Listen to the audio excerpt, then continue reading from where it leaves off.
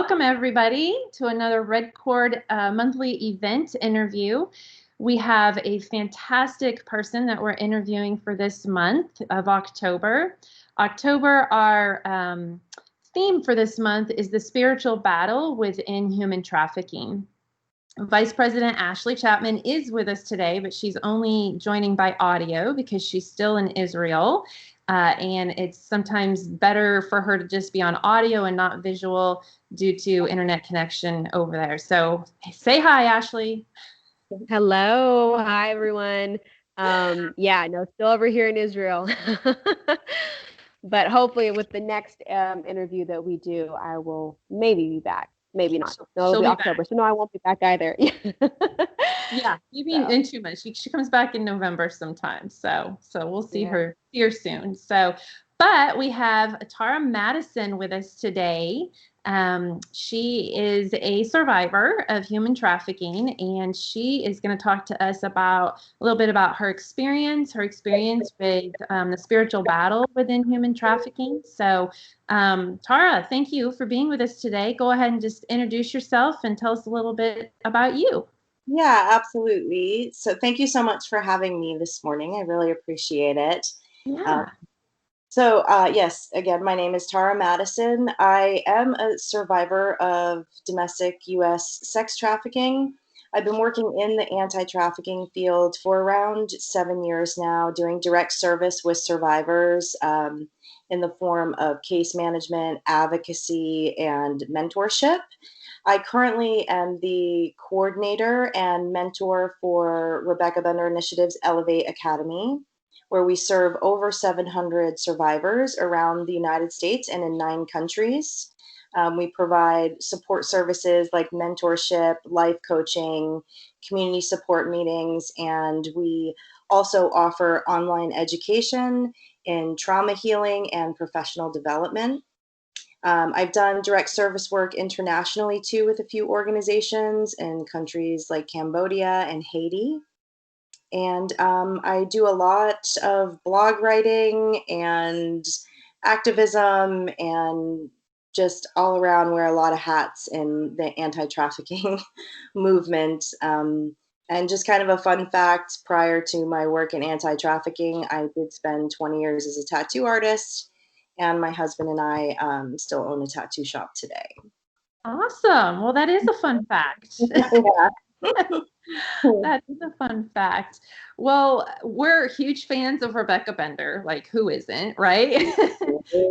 So that's just what you guys do is so amazing to me that you have over 700 survivors that you guys are helping come out on the other side and live awesome, productive lives. And it's so needed. And I love that you're not only just within the US, but also nationally. I mean, that's huge. So thank you for what you do.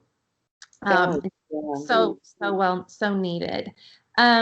So can you share with us just a little bit about your experience of your trafficking situation, but also what you experienced within the spiritual realm of things with your situation? So I graduated high school in Manila, Philippines. I was overseas during high school. My father worked internationally, and I came back to the United States at 18 years old. I did not realize it at the time, but I had an experience of like reverse culture shock, and I was really struggling to integrate back into the States. And I couldn't put words to it at the time. I don't believe at the time there was really any support system for that. So here I am, a quote unquote adult, right, at 18 years old, trying to navigate the world and trying to reacclimate to the country. And I've always been very artistic, and I wanted to go to art school. That was my plan. I had started looking into applying for colleges, and I met a tattoo artist. I wanted to get a tattoo, and we were talking while he was tattooing me, and he was very kind and very open, and so I felt very open, and I was just kind of explaining to him my situation and the vulnerabilities of coming back to the States. And He posed to me that why would I go to art school when I could basically get a direct connect into a career as a tattoo artist and make very good money as an artist and be able to travel not only the United States, but the world, going to conferences and doing cohorts with other artists. And he really just kind of sold me this incredible, at the time, what I thought to be a very rock star lifestyle. Mhm. And I was loved to travel. That was, a big part of my time overseas. My family and I had the privilege to experience many countries and many cultures when I was living in Southeast Asia.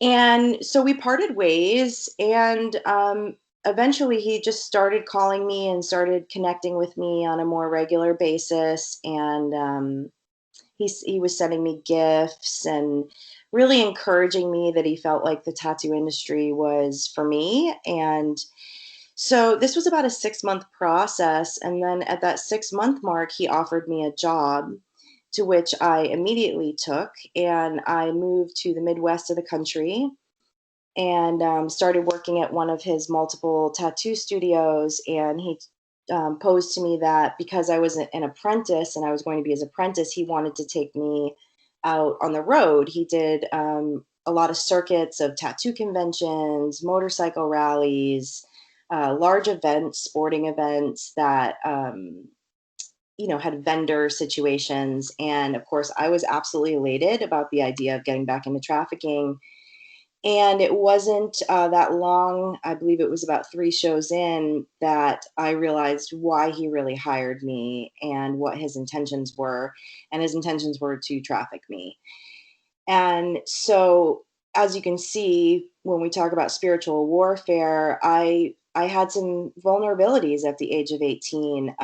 My experiences coming back from overseas, I had a divorced family. At the time, I really didn't necessarily have a place to go. I didn't have like a home base, didn't know where I was going to live, what I was going to do. And those vulnerabilities turned into spiritual attack, which is why I was easily persuaded to move out to the Midwest and completely become isolated from friends, family, anybody that I knew, and ended up starting into a life of trafficking.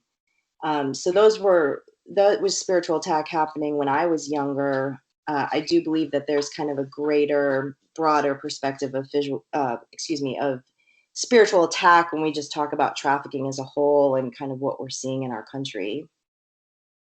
Yeah, for sure. For sure. Every year that we dedicate October to the spiritual battle, um, the majority of us that are in the Red Cord will experience some really hard stuff that month that we contribute to, right? Oh to yeah. to the spiritual attack of us trying to bring light into a very dark topic.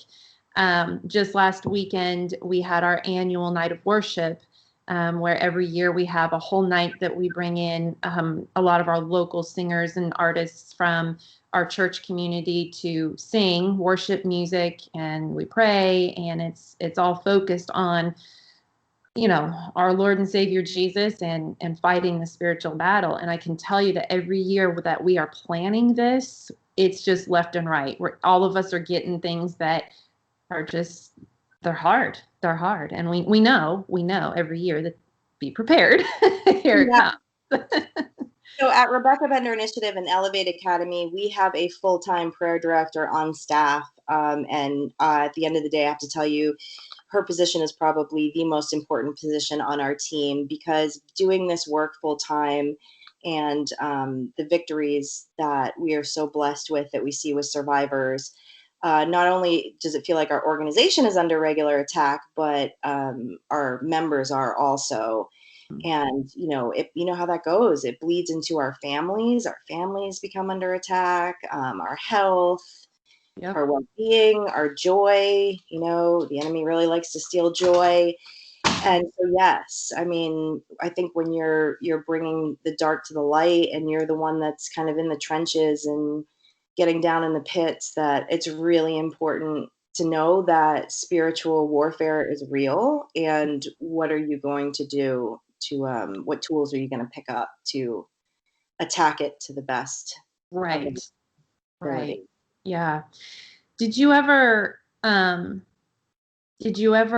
lose, because when I've talked to other survivors where when they were in their trafficking situation, felt very mad at God, about the situation you were in, but yet also had spiritual things happen that possibly kept you safe while you were being trafficked?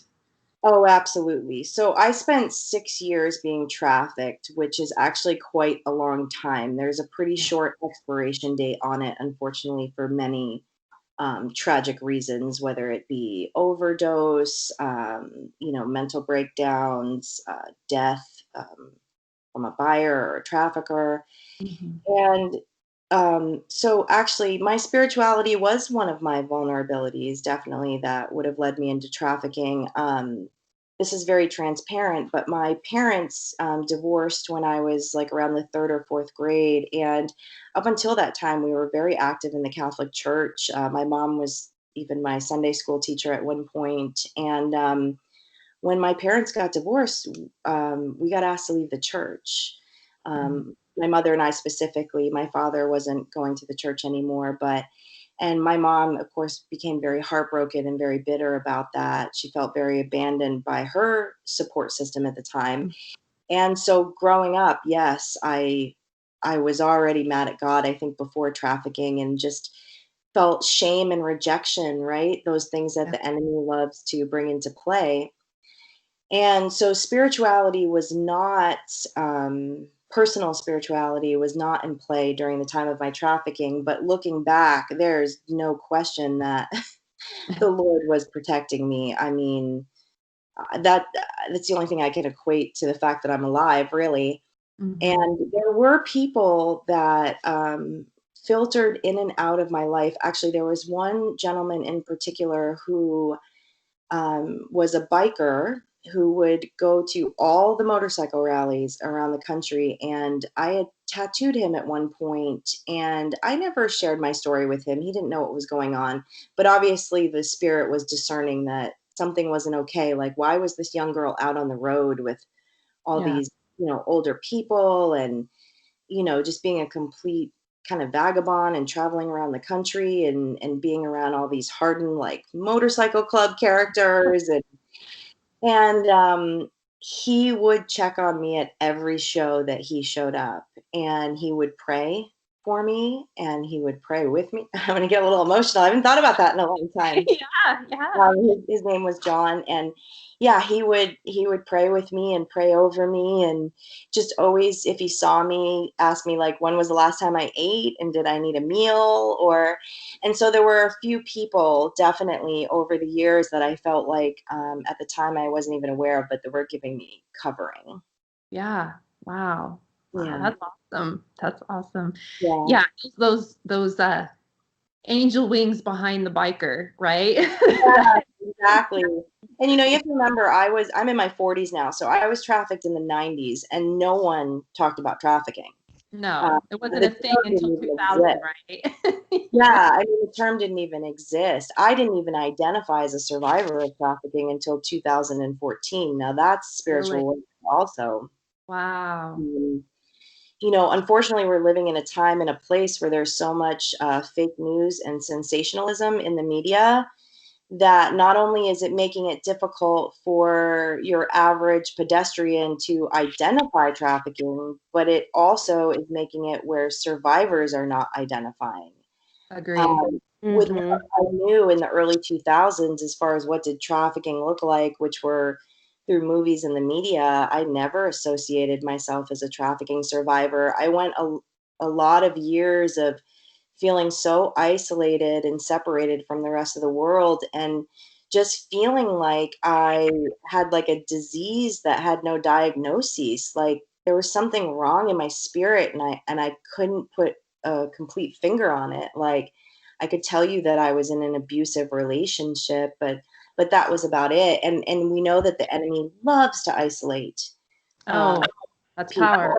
Yeah. It's very powerful. And so I really like as even in working in the anti-trafficking movement, that's a constant battle for us. That's a constant spiritual battle for us, is that we're trying to put ourselves in the forefront and educate people that, hey, these radical stories that are being posted about the white van and the kidnapping. And I'm not saying that people don't get kidnapped into trafficking, because it does happen, but the percentage of that as opposed to a teenage girl who meets someone through in the internet and social media and is groomed and eventually meets this person, thinks they're, boyfriend and girlfriend, and ends up being trafficked.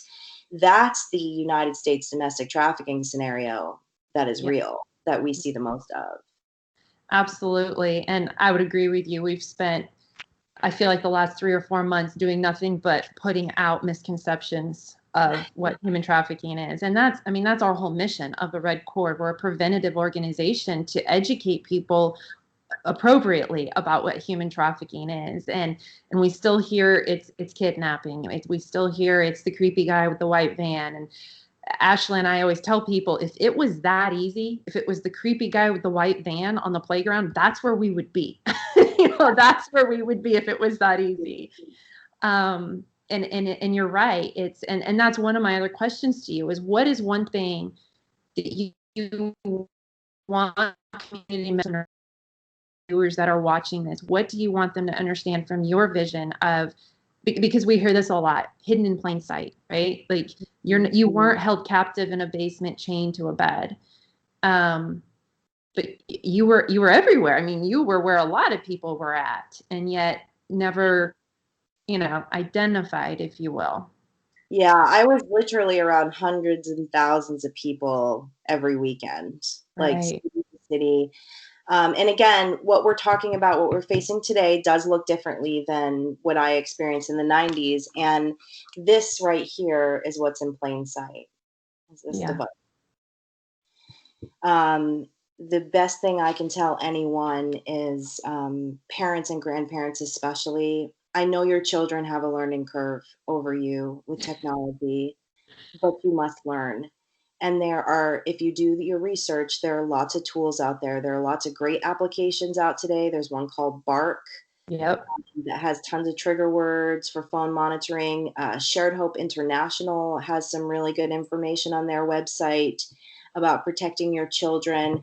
But the whole stranger danger thing, like, they're coming into your home with this device.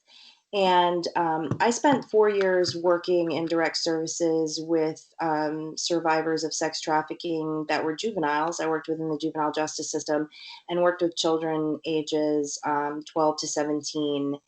And if it was not a family member who was trafficking them, every other case was someone met through social media.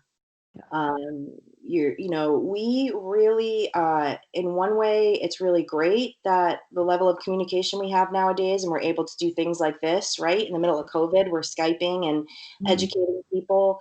But children need to understand that everyone can see their stuff, and that they really need to guard their hearts when it comes to social media, because traffickers and abusers are smart. Like, they know what to look for, and they know the vulnerabilities. So if your child posts something on their social media page about having a bad day, and they're mad at their teacher, and then came home and fought with their brother, and then their parents don't understand and aren't listening, and an abuser is going to hone right into that and private message the child and say, hey, I understand what's happening. Like, do you need to talk? And just like what I explained to you with my story, it's not a immediate thing that happens. I was communicating with this person for 6 months before I even took the quote unquote job offer. Mm-hmm. And it's a lot of times at RBI, we use this analogy, and I'm sure you may have heard it before, but it's the frog in the pot of boiling water. If you threw a frog in a boiling pot of water, he would jump right out, and so wouldn't we, right? If I was walking down the street and someone was trying to coax me into their van, I would run as fast as I could the other way.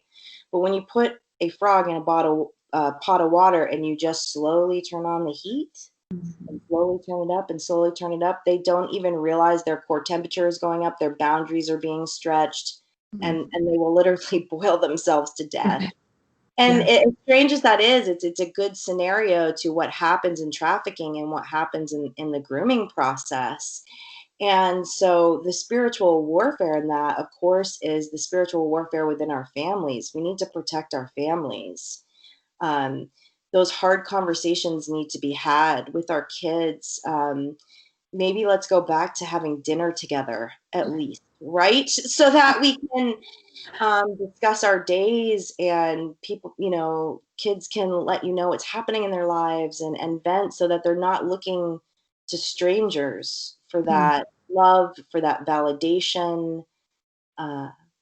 So that I would have to say, we can't talk about that enough. We really can't. It's the internet, it's the phones, and we know it's necessary. I'm not saying to take the devices away from your kids, because they'll just go use their friends. Like, they're gonna figure out a way to get online. It's just having these open conversations of, hey, we really want to see you protect yourself, and we want to kind of show you what these boundaries look like when somebody's wanting to speak to you. Yeah. Ashley, did you have something to say?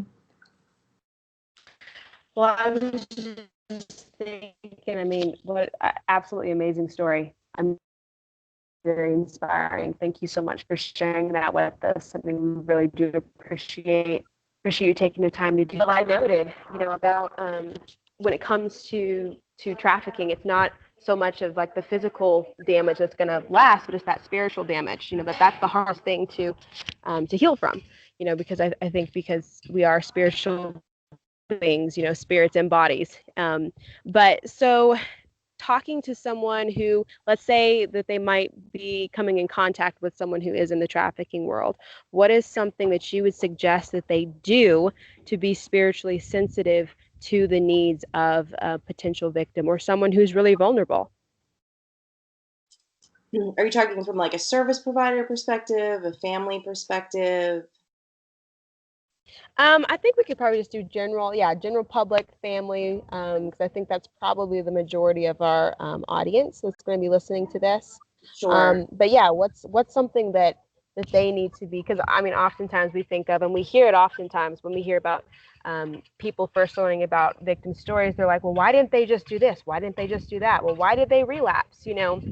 Not having that spiritual understanding of what's going on below the surface, what you can't necessarily see with your eyes. But yeah, so how do they what are some good advice of how they can be spiritually sensitive to the needs of victims or individuals who are vulnerable to trafficking? The greatest tool you could have in that level of spiritual warfare is supportive listening. I learned that working in the juvenile justice system. If a child, I advocated specifically for children who were catching criminal charges and caught up in the juvenile justice system while being trafficked. So, like, for instance, they might be asked to hold narcotics for their trafficker, and then ended up with the intent to distribute charge, paraphernalia charge, things like that. And the issues. Oh, you're muted, Tara. I apologize. In this world of working remotely from home, you hear dogs barking and stuff like that. Hearing my dog bark. So these children that are caught up in our juvenile justice systems and rolling into the adult prison systems, no one was listening. Nobody was asking why these behavior changes were happening. Why are you chronically in front of a judge, and why do you keep running away? And it was just, everyone would look at what's on the surface, right? And then the labels start, bad kid, kid with, dissociation disorder, anger, all these kind of things. But why is that? Like, what do we need to pray for? If we're not supportive listening, we don't know what to pray for. I mean, truthfully. And so I learned that working with these children was like 90% of my job was just simply listening and getting to the core. And these kids would go through dozens dozens of state assessments with Department of Welfare, with Juvenile Justice, to be flagged for trafficking, and they never were, because it's a complete stranger in front of them. They're not going to answer very intimate and hard questions. But again, if to sit down and have a conversation with a child is completely different. People were always amazed by the program I worked in, because they're like, how is it that you're getting identification when like none of us are? And that was the key, was the supportive listening, for sure. Yeah. And it's, I think as a society, we don't listen anymore. We want our agenda heard, our voice heard. And we don't want to really hear anybody else's really deep, dark pain, right? Because it's too dark, or it's too hard, or when we all have it. We all have our level of trauma somewhere in our life, right? Nobody really gets out of this life in a perfect life. We all have something. And how we handle that, or our support system that's around us, can really make a difference on how that trauma is handled, you know. And I think you're spot on when it comes to kids. And we say this all the time, especially when we're teaching, educating educators, our teachers. But like, if you see something change in your student, there's a reason for that, right? Like, the kids you're working with didn't just wake up one day and all hold drugs for a trafficker and take the fall. I mean, again, it's the frog analogy in the water, that this is a slow process, and you're going to look one day and be like, this is not the child that I knew. What has happened, right? What has changed? And be able to ask that, and be able to listen, right? Active listening, like you said, is key. That's fantastic. Active listening is key, and it's also key if you're working with survivors, or you have a feeling that someone is being trafficked, that you simply do the walk of Jesus and love people where they're at. Yes. Unfortunately, I see a lot of, and granted, know that when I'm saying all of this, I know people's hearts are in the right place. Mm-hmm. There are so many people that want to help, and their hearts are in the right place, but we have to get that head and heart alignment, or we're not going to be effective. Mm-hmm. I mean, how much do we talk about wisdom, right? In the Bible, I mean, it's critical. And so, you know, we're listening, and also too, we have to remember that so many people, so much of the population of trafficking revolves around spiritual abuse. Spiritual abuse is used as a form of coercion. We see a lot of survivors that have experienced very extreme, like cultic and satanic abuse. They've been trafficked in the church, or just simply have been manipulated, right, by the words of the Bible. And so we need to be very careful about that. And it's more of that living the walk, right? So in a survivor, the ultimate goal for them to get back to their center of spirituality is for them to see something in you that they want. Right. You Amen. know, they want what you have. They want what you have. And so, you know, like, I'm in the position of a mentor, mentoring young ladies. They see something in me, and they want what I have, and what I have is Jesus. Right. And so how do I approach that with them? And it's really just about that unconditional love, and loving them where they're at. I mean, at the end of the day, I have had some incredible support, mainly from Rebecca Bender Initiative in 2014. It was very life-changing for me when I learned about that organization. But it was my, revelation experience that changed everything, and will change everything in the heart of any survivor. Mm-hmm. I'm not quite sure if you can fully recover without that. I can say that with a lot of conviction. Yeah, I hear a lot of that. That in fact, we have a survivor here that we, talk with quite often, and she's been out for 10, 12 years. And when I asked her, did you go through counseling? Did you go through therapy? Like, how did you rehabilitate afterwards? And she said, I never had one day really of counseling. She said it was prayer of my parents, of my family, and of my pastor that literally prayed her out of that situation. Not like you said, not that she still doesn't have memories and triggers and that kind of stuff, but she's like, I don't know how I would have come out of here without Jesus. Period. Yeah. Yeah, for sure. for sure. So, well, thank you so much for sharing your heart and your wisdom and your story. If people want to follow you or Rebecca Bender, what's the best way for people to follow you or get a hold of you guys?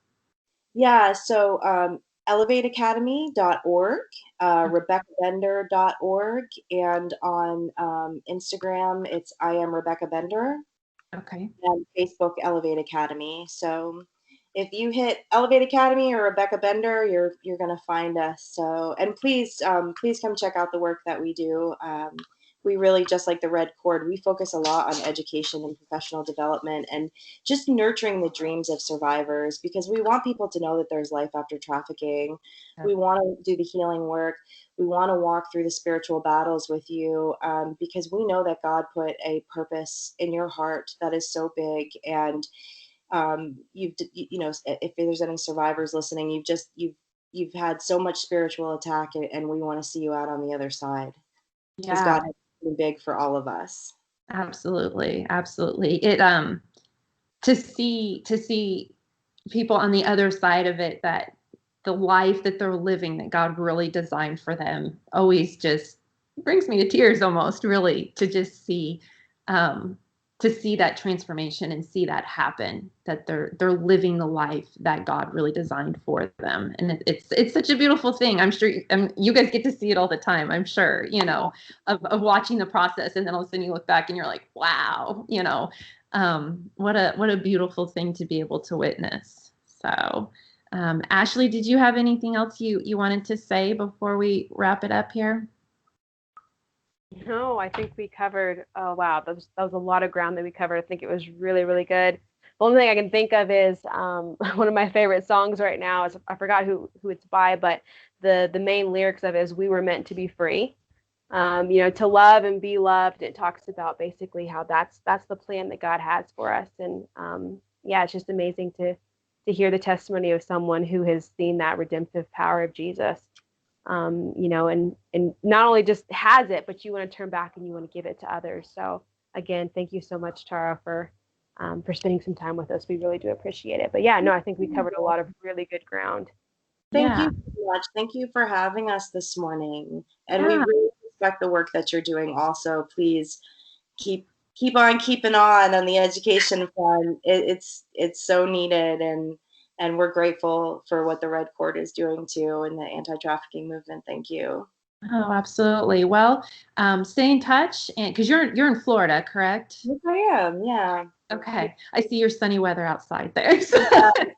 But it's 65 degrees today. We're so happy. Oh, nice. That's Nice. sweater weather in Florida. We're all Right. breaking out in boots and sweaters. Exactly. That's awesome. It's your day of fall in Florida, right? Yeah. Awesome. Well, keep in touch. And if there's anything the Red Cord can ever do for Rebecca Bender Initiative, please let us know. And we appreciate your time. Thank you. All right.